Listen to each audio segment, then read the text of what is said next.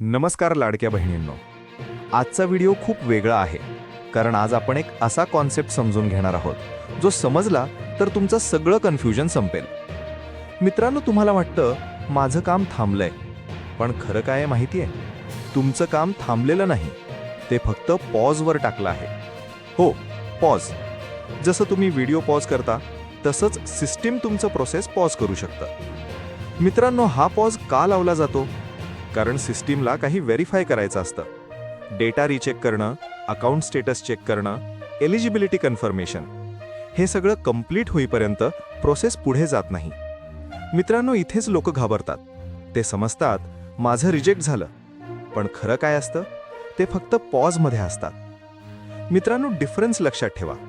Reject म्हणजे process संपला, pause म्हणजे प्रोसेस चालू आहे पण थांबलेला आहे. मित्रांनो, आता प्रश्न, पॉज कसा काढायचा?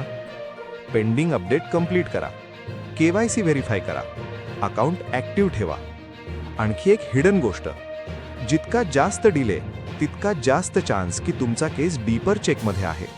म्हणून पेशन्स ठेवा, पण ॲक्शन थांबवू नका. आजच चेक करा, काही पेंडिंग आहे का? तुमचं अकाउंट चालू आहे का? मित्रांनो, पॉज परमनंट नसतो, तो टेम्पररी असतो.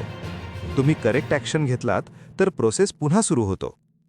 आजचा व्हिडिओ इथे संपवतो, पण लक्षात ठेवा, पॉज म्हणजे एंड नाही, तो रिस्टार्टचा सिग्नल आहे.